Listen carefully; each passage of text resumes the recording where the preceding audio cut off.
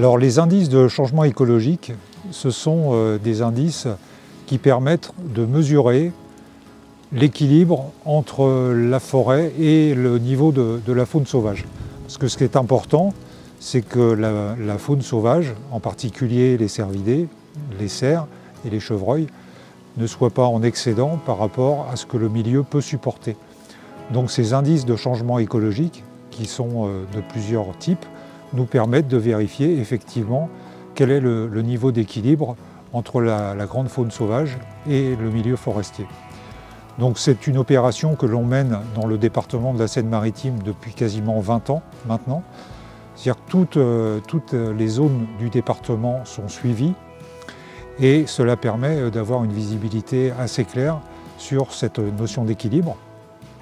Et ces suivis, ils sont réalisés également en étroite collaboration avec l'Office national des forêts, puisque en Seine-Maritime, nous avons à peu près la moitié des forêts qui sont des forêts domaniales.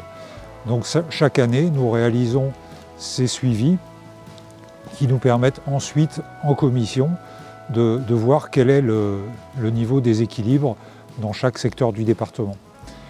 Alors ce qui est intéressant, c'est que ces suivis d'indices de changement écologique, aujourd'hui, ils sont soutenus financièrement par l'éco-contribution, c'est-à-dire que l'Office français de la biodiversité a considéré que ces suivis étaient très importants, en particulier dans le cadre du réchauffement climatique et dans le cadre du suivi de la biodiversité, parce que dans ce contexte un petit peu particulier, c'est important de maintenir un bon équilibre entre le milieu forestier et la faune sauvage, parce que si la faune sauvage est trop importante, elle ne va pas permettre à la forêt de se régénérer correctement.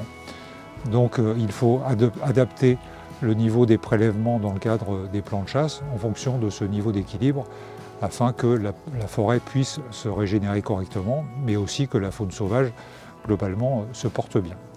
Donc il y a un vrai partenariat entre tous les acteurs qui sont concernés par la gestion de la forêt en Seine-Maritime, donc bien sûr l'Office national des forêts, mais aussi l'administration, la profession agricole qui est concernée aussi par le niveau des populations de grand gibier.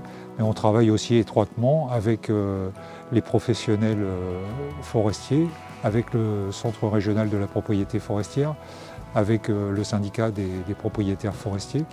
Et on a aussi des personnes dans cette commission qui permet chaque année de faire un état de cette situation. On a aussi des représentants des intérêts scientifiques qui nous aiguillent aussi dans notre analyse des chiffres.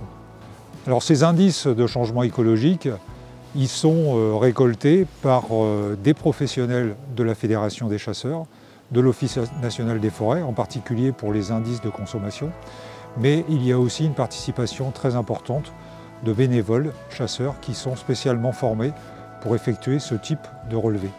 Donc c'est un travail considérable qui est effectué chaque année à l'échelle du département pour collecter l'ensemble de ces indices. Et c'est un mixte véritablement entre les professionnels et les bénévoles pour collecter toutes ces informations. Donc pour la Seine-Maritime, plusieurs ICE sont exploités.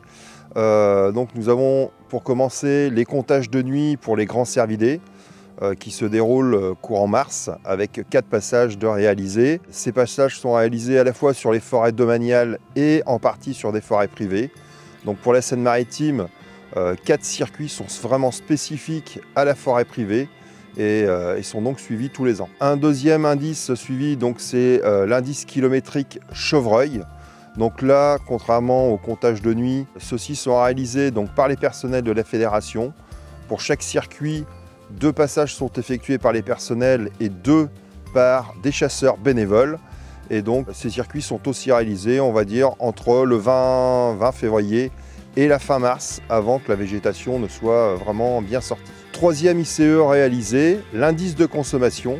Donc l'indice de consommation consiste à aller sur le terrain où nous avons défini depuis un bon nombre d'années un maillage de points. On se rend sur chacun de ces points tous les 3 ans. Et donc nous allons réaliser ce que l'on appelle un relevé d'indice de consommation sur une placette qui va faire 1 mètre carré. Et sur cette placette, on va d'abord relever toutes les essences ligneuses présentes. Et ensuite, sur ces essences, on va les contrôler si elles ont été ce qu'on appelle abruties ou non, c'est-à-dire mangées par le chevreuil. Pour l'année 2020, ce sont près de 1100 points qui ont été réalisés au niveau des indices de consommation. Concernant les indices kilométriques, uniquement concernant les circuits en territoire privé, donc c'est entre 30 et 35 circuits qui sont réalisés. Bien évidemment, il y a beaucoup plus de circuits puisque la partie domaniale compte aussi des circuits à ce niveau-là. La chasse, c'est la chasse, mais il n'y a pas que la chasse. La chasse-cueillette, c'est fini, je dirais. Moi, je parcours, je disais, 7-8 circuits différents. La réussite d'un ICA chevreuil, c'est voir avant d'être vu ou entendu.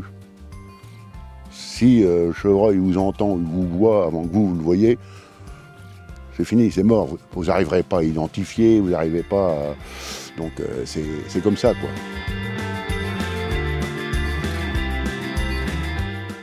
À bientôt sur tvie.tv.